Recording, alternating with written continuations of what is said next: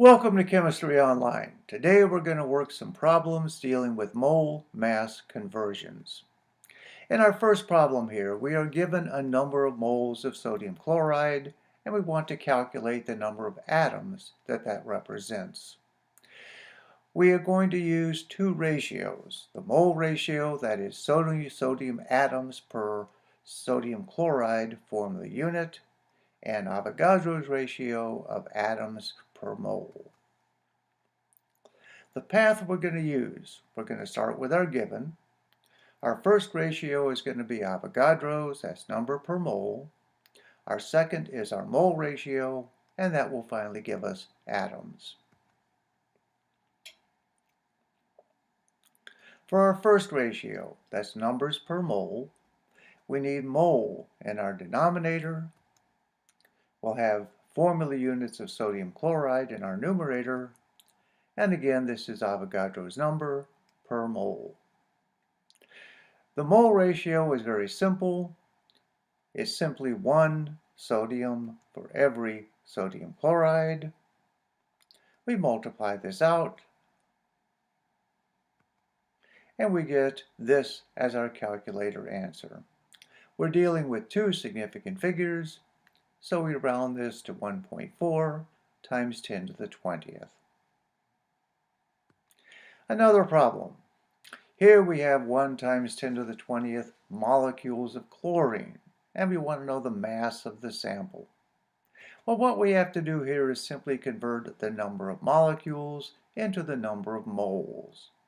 We can do that because we know molecules per mole, and we know a molar mass.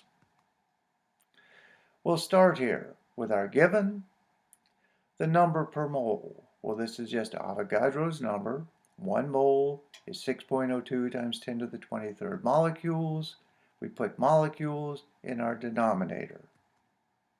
Mass per mole is simply the molar mass, 79 grams per mole. Everything cancels except grams. This problem is stated to two significant figures, so we round this to 1.2 times 10 to the minus 2 grams of chlorine. One more example here. We're looking for the number of atoms in 0.2 grams of carbon dioxide. Well, again, we can do this if we can convert the mass of carbon dioxide into the number of moles. We'll use Avogadro's number to convert that into the number of atoms. We also need the mole ratio of atoms in CO2. Here's our given. Our first ratio is our molar mass. We've inverted this so that grams will cancel. Our second ratio is Avogadro. Here we have 6.02 times 10 to the 23rd molecules in every mole. Finally, in every CO2 there are 3 atoms, 1 carbon, 2 oxygens. Multiply this out, and we get 8.2 times 10 to the minus 21st atoms. Again, this is expressed to two significant figures, and so we round it like this. Let's look at one quick tutorial here.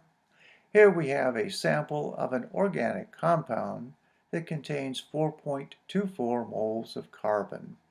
We want to know how many grams of the compound are present. Well, first thing we have to do is a mole ratio.